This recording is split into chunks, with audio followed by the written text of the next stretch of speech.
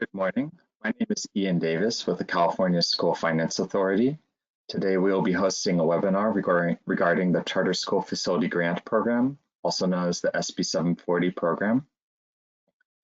I'd like to start off with some housekeeping technical rules. If you have any technical issues, please call 877-582-7011. We'll also have live captioning available at the link provided on the first slide.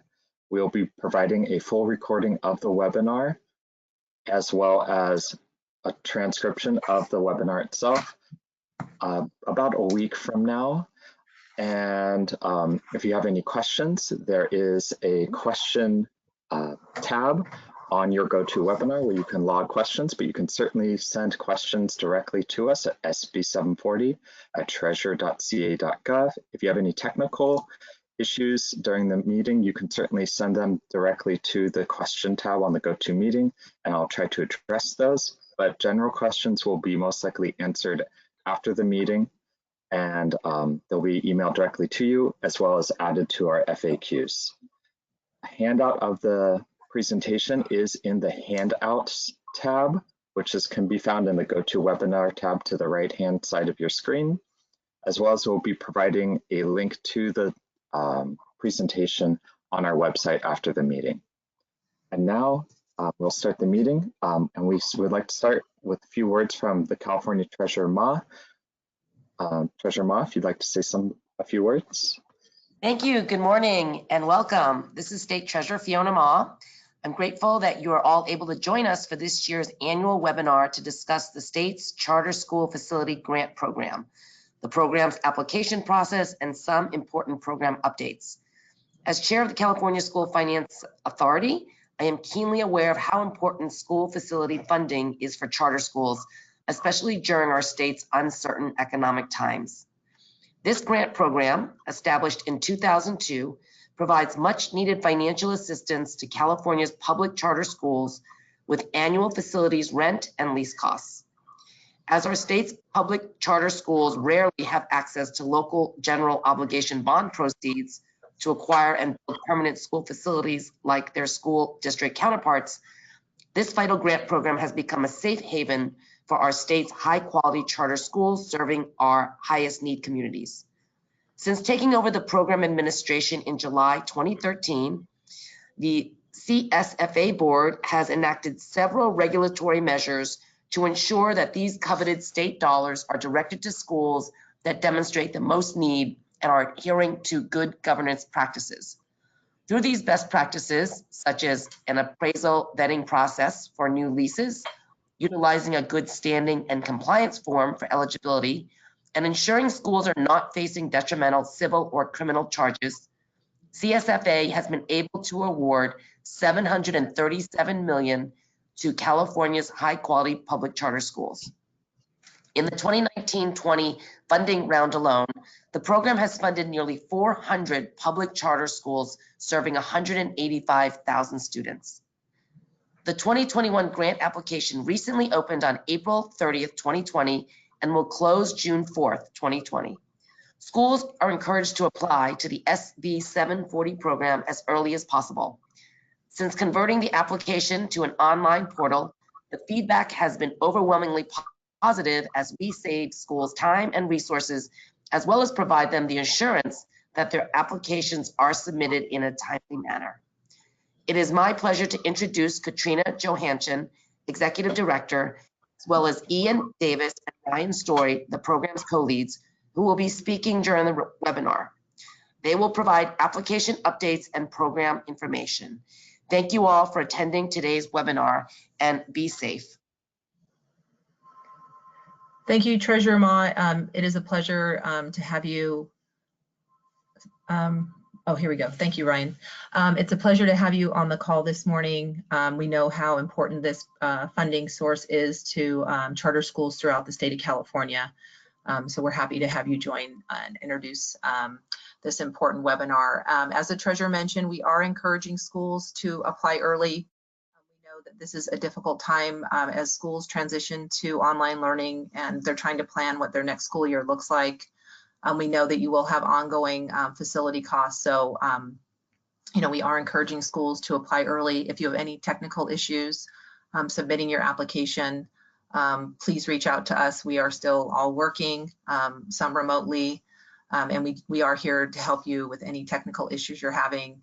And be mindful that there are tabs that, and we'll get into this in the webinar, but there are tabs that call for information that we probably already have on hand. So be mindful of what's already been submitted year after year. I think Ian's going to touch on some regulatory changes and eligibility, as well as look at an application overview.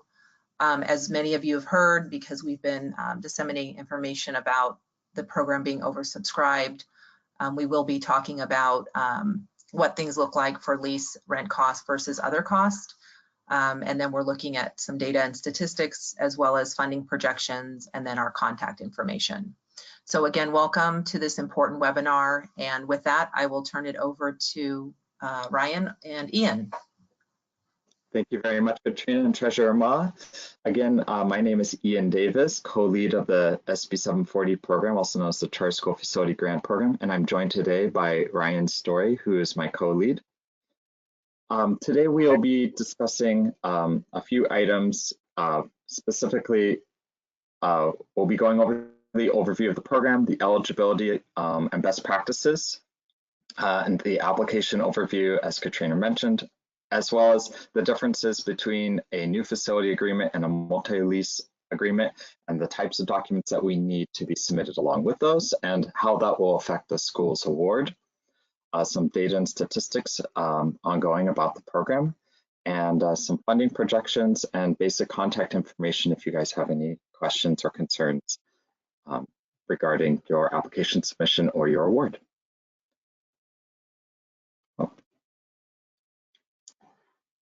So to start off the program, again, we've been administering it since 2013. This is a state-funded facilities grant program.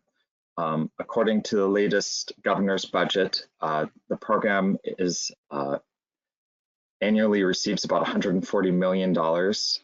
Last year, we received $137 million to provide funding to charter schools' facilities costs.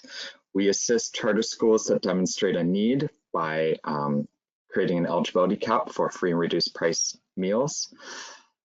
And we fund schools' costs associated with their leases, their rent, as well as remodeling, deferred maintenance, and initially installing service systems, and various other costs that are associated with facility and its upkeep.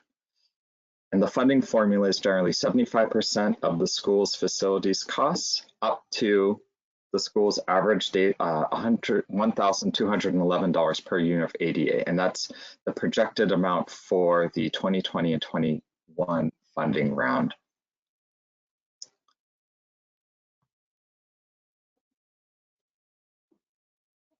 And Ryan, I believe I would like now to pass over to Ryan, who will be speaking a little bit more about eligibility. Thank you, Ian. I'm catching that baton. Hi, everybody. Again, I'm Ryan Story. I'm the new co-lead of the SB740 program. I'm excited to be on the team. Just to go over some eligibility requirements for program funding.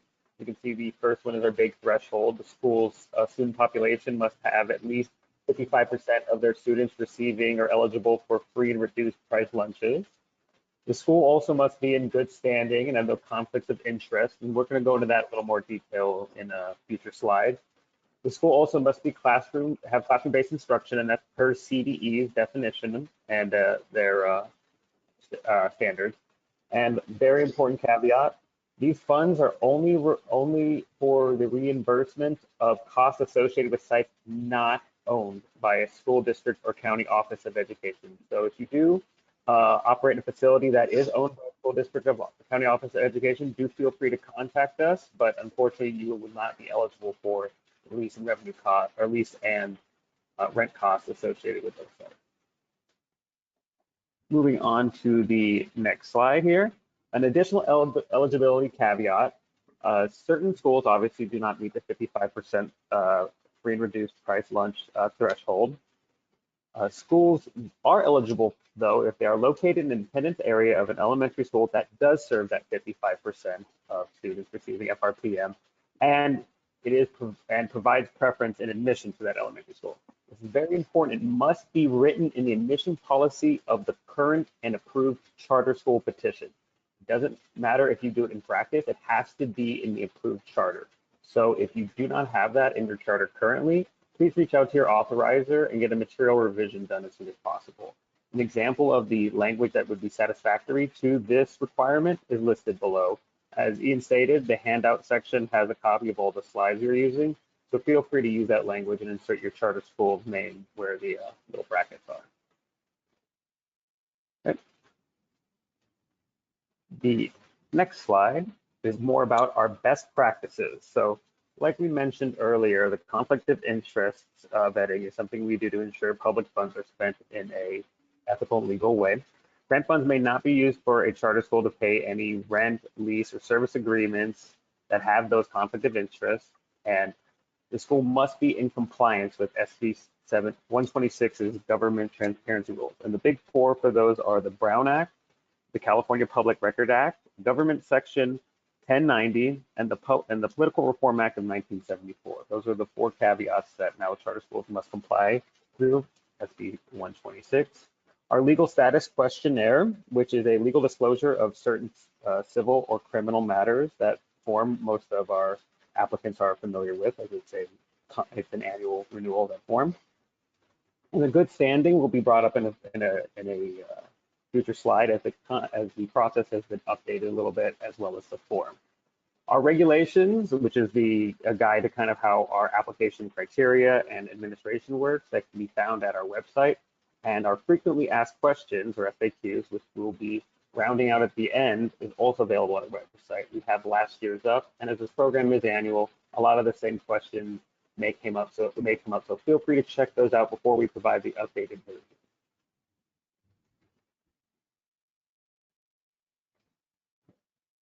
And as mentioned, this is a little bit of the updated process for good standing confirmation.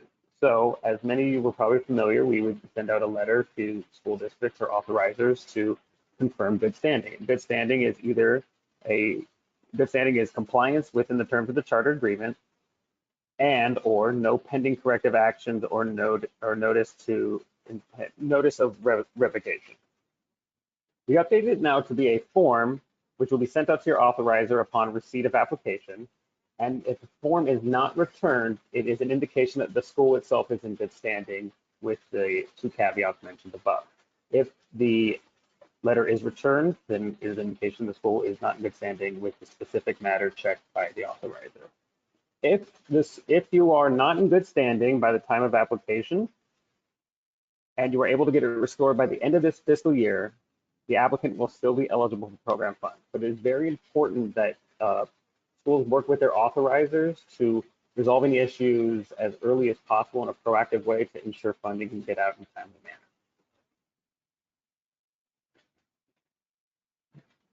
All right, now I'm going to pass the baton back to Ian to go over the application and overview.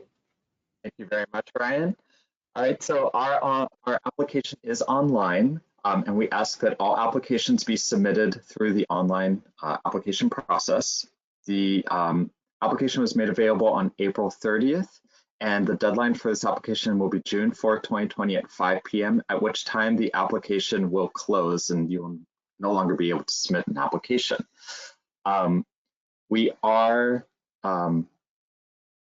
We would like you to send us any issues you have regarding technical issues as early as possible, and ask that you start the application as soon as possible to avoid any complications, as late applications have in the past been found ineligible for reimbursement. We will also have a second application round in October for schools who recently became eligible for the program or are a first-time charter school. And that application will be made available in mid-September and will be available through October 15th and due at 5 p.m. on October 15th. So if you are having any issues regarding your application, again, we ask that you send it directly to us. and we will try to get you through those technical issues. And if you, for whatever reason, you do not believe that you'll be able to meet the June 4th deadline, please let us know as early as possible so that we can help you with that process. Oops. So a couple of steps for success when completing the application. We ask that you compile all the documents that you're going to need for the application before you start it. Some of the documents will include the current valid charter agreement, the approved authorized board adoption of that charter agreement, a list of the school's board members, and a legal status questionnaire and certification signature. And we will accept DocuSign if you need to submit it that way. There's no need to submit the wet signature version or mail to us. Everything can be uploaded directly through the online application. There is a cap for the size for each file, and we ask that the file be saved as a PDF.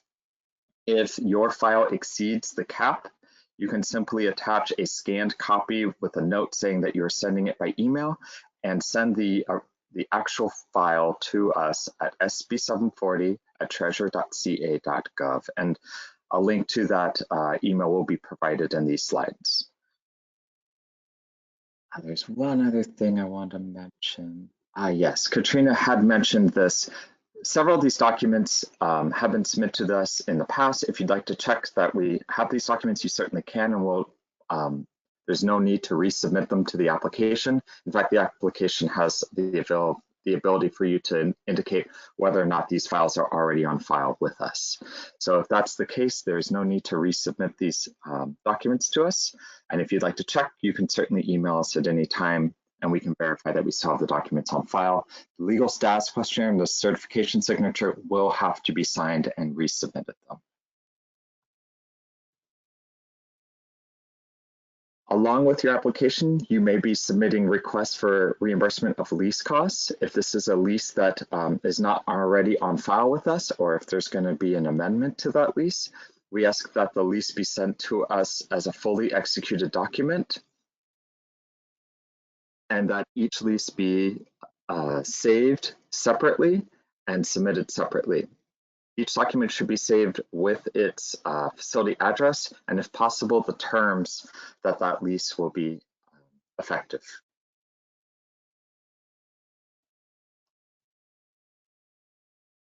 And now I'd like to discuss a little bit more about the differences between a multi-year agreement and a new facility agreement, and what type of documents we may need in order to award such a facility, as well as the how the award will be broken down based on what type of lease is being reimbursed. So for a new facility agreement is basically an agreement that where the applicant is moving to a new site, or that there is an additional square footage on the lease agreement, or that there is a renewal from last year's agreement.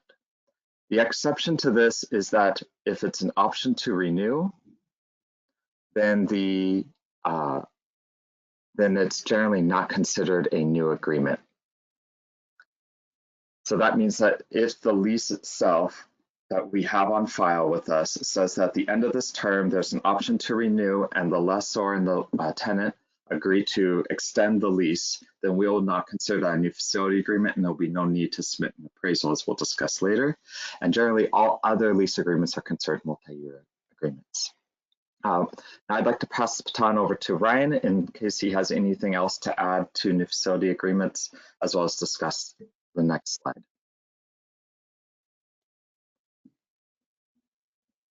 Ryan, you may be on mute. I was, and it notified me. Thank you so much. Yes, so I don't have anything to add other than what do we do with new facility agreements once we receive them. Well, the first thing that we have to do, of course, is verify that the rent in those agreements is at or below what is fair market value. And that is done through an appraisal that would need to be on file. Now, just to clear up the caveat here that says within the last 3 fiscal years, that means if you have a new facility agreement appraisal on file with us in the last 3 fiscal years, you can use it for this funding round. If you do not have a appraisal on file for the facility or entering a new facility agreement now, then you would need to resubmit or submit an appraisal, and that appraisal would be good for the next 3 fiscal years. So just again to clarify that it is for on-file appraisals. A list of appraisers can be found at the Bureau of Real Estate Appraisers. We'll go over that in the upcoming slides. And how we determine the reimbursable rent, the rent we use to determine the award, is either the fair market determination from the appraisal or the rent stated in the agreement, whichever is less. And then as Ian stated, every other type of agreement that we have for this program would be a multi-year agreement. And those are long-term leases or leases that had that option to renew that was stated in the agreement, as Ian mentioned beforehand. And the reimbursable rent for those is based on the annual COLA cap, and that COLA percentage is provided by the Department of Finance, or the rent stated in the agreement, whichever is less. Little table below hand, you can see over the last 3 fiscal years, annual COLA provided by the Department of Finance, and then the amount of award per ADA as put in legislation. So you can see those would be the 2 metrics we use for multi-year agreements.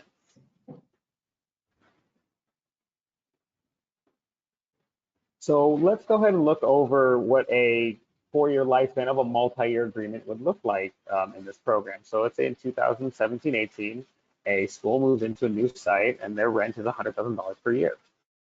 We need a new facility appraisal, as mentioned before. And let's say the fair market came in right above what the rent was. And so since the rent is the lower number, we would use that for the reimbursable rent. Now, it's again important to note when we do the award calculation, it's 75% of the reimbursable rent. So that would not be the award total there. That'd be one of the awards where we use the lesser than the 75% or the 88 cap. And we'll go into that again as we go when Ian talks about funding calculation. So next year, with the same lease on file, that is a continuation in the term, the rent goes up a little bit, $5,000, and the COLA cap for that year per Department of Finance was 2.71%. So with that number, based on last year's reimbursable rent, the new COLA cap rent would be $1,000 or $102,000, just about that. That number being lower than the rent in the lease would now become the reimbursable rent right there, and that would be the amount we use the 75% calculation on. The next year, a similar situation where the rent goes up a little bit above $5,000. Though the COLA cap is a little bit higher, it is still the lesser number, and the lesser number being used in the reimbursable rent. The next year, 2020-21, this year, the school actually renewed its lease, but added square footage. Even 1 square foot added means we have to get an appraisal to show fair market value. So the rent went up to $115,000. The appraisal came in a little bit above, and that actual rent amount is now the new reimbursable rent amount used to calculate award. And if you have any questions about this, we can definitely answer them through our FAQs or through email. But just this is kind of a lifespan of a hypothetical school and a multi-year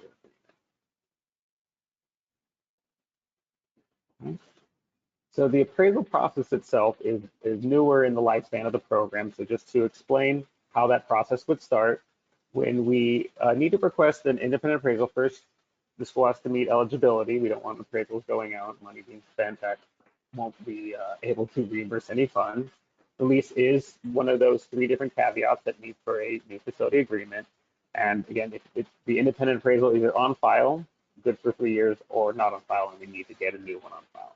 The contents of the appraisal down here are very specific, and they're set by uniform standards of professional appraisal practices. Us at CSFA are no means experts on appraisals, other than we know which appraisal processes are approved by the state for this. So on that note, we're going to go to the next to find the people that will follow those uniform standards. And there's a link right here that takes you to the Bureau of Real Estate Appraisers. And there's a search engine at the bottom. Here's a screenshot of it. And what you want to fill out is only 2, unless you have somebody in mind specifically, would be the mailing city, which would be the city in which the charter school is located. And then the license level, you want to click on the drop-down menu and select AG. That is your certified general licensed appraiser. Go ahead and search those, select the appraiser that's best for you, and they'll be able to produce an appraisal that would meet the standards for CSFA to use for your SB740 award. And now I would like to pass it back to Ian to talk more about the data and statistics of the program. Thank you very much, Ryan. All right, so the program, we have been analyzing some of the information that we've been receiving, and we have found that the majority of our awardees are meeting the 55% eligibility criteria on their own. And this is a great plus for us to show that a great deal of the funds that we are providing are going directly to students who are most in need. As well as we've seen a great deal of growth in the program over the years. As indicated in these two charts, the first one shows the amount of funding that has gone out to the program. In the last 3 years, since 17-18, we've actually been oversubscribed, and there's been more schools that have been requesting a reimbursement of funds than we have available to fund them. And we've seen a great increase in the amount of awards and the amount of schools that are participating in the program. As well as we've seen a great increase in lease costs over the years, and there's been definitely a great desire to increase the demand for the program, as well as the availability of funds. And so we have been working with stakeholders to provide us to work on growing out this program as much as possible to meet this demand. Unfortunately, for the 2019-20 funding round, as well as for the 2021 funding round, it does appear to be that the program will be oversubscribed. So just to give you a sense of how that's looking right now, we received $136 million in allocation funds, but the demand for just the lease costs alone is $144 million, which gives us an $8 million deficit. In that case, that means that the lease portion of each awardee's award will be prorated at about 94%, and that there will be no remaining funds for other costs. Unfortunately, for those schools who do not have any lease costs and are not requesting any reimbursement of lease costs, we will be unable to reimburse your other costs at this time.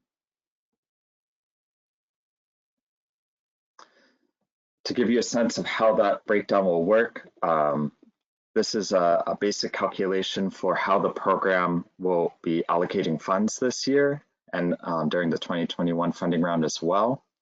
This school had $400,000 in lease costs, and we were unable to evaluate any of their other costs because we did not have enough funding to reimburse those costs, as the lease portion of the award must come first. 75% of at this point, we are calculating the award itself, and we're going to be evaluating 75% of their lease costs, as well as the amount per unit of their ADA. As you can see, 75% of their lease cost is $300,000, and they had 225 classroom-based students residing in eligible facilities, meaning facilities that are not district or county office of education owned. And these students, the amount per unit of ADA was $2,782,000. And we are going to take the lesser of those two values, the 75%, and the amount per unit of ADA to arrive at the school's award. In this case, the school's award was capped by its ADA, and that would be the award under a normal scenario. But unfortunately, in this case, we are oversubscribed, and we will be capping the awards at around 90. We are approximating that this the pro rata rate for the 2021 funding round will be around 90%, which means that the school would only receive $245,000 for the year. The program awards these funds in 3 tranches. The first is the initial apportionment, which is 50% of the total award. The second apportionment is 25% of the total award. And during the final award amount, we generally review any additional facility costs that are incurred by the school. Generally, this is other costs, but the school may also submit additional lease costs that they've incurred, or maybe a new facility that they've moved into. And we'll reevaluate the award and reimburse the remaining balance owed to the school. In this case, there was no changes to the school's award amount, so they've received the same amount that they had received in the second apportionment, which completes their entire award for the year. Just to give you a sense about timing, the initial award is generally awarded in October and November. The second award goes out in March, and the third award goes out in August.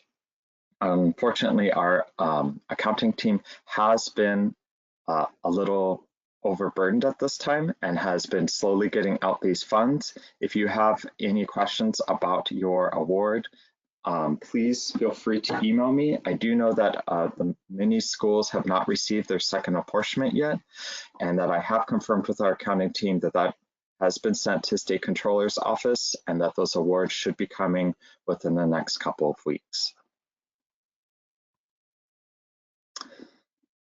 To speed up this process, we are asking schools to submit payee data records. Several schools have already submitted these forms and we have them on file. So unless you're receiving a request for one, there's no need to submit another. These payee data records, also known as STD 204, will allow our accounting department to process awards through Fiscal, which will help speed up the awarding process. These forms can be found on our website or on the DGS's website in the link provided below, as well as when you are filling out the form, please ensure that your business name matches the employer identification number. If your school goes by a different name than what is indicated by your employee identification number, please complete it as stated here. I'll move my mouse right here. That you indicate the employer identification name first, and then doing business as and the school's name itself. This will ensure that the award does go directly to the school and not just to the business name in general, so that you will have a better sense when you receive these checks, you'll have a sense of which school this was for. Additionally, if you have any changes to the name of the school, the mailing address, not nailing address, mailing address, as well as the employer identification number, please submit to us a new payee data record. And if you are a new applicant for the first time receiving funds through California School Finance Authority, please feel free to submit a new payee data record and we will make sure that it was filled in appropriately and get you all set up in Fiscal. And right now we're going to close out the meeting. Ryan, if you have anything to add. Nope, just wanted to thank everybody so much. The information provided right here is the best way to contact us is through email. It's Katrina, our executive director that spoke beforehand, her email is there as well. And then our website for all of CSFA's programs and contact information is listed below as well. And as we mentioned, if you have any questions, please email the address you see below, sb740@treasurer.ca.gov, or email us directly at the contact emails on the previous page. More specific questions will be answered directly. Questions that we receive a good amount of will be put into the FAQs that are linked above, and we'll send out a listserv when we update those. So if you're not on the listserv, please do sign up. And more specific questions might take a little longer just due to the fact that we're going to update the general ones first, but we will get back to them. Any questions related though to SB 126 or conflict of interest should be directed to the Fair Political Practice Commission or your legal counsel. That would be best practice for you to make sure that your board and your actions are following SB 126 and our conflict of interest. So on that note, I wanted to say thank you so much and pass it back to Katrina to give a sign off and any other important information.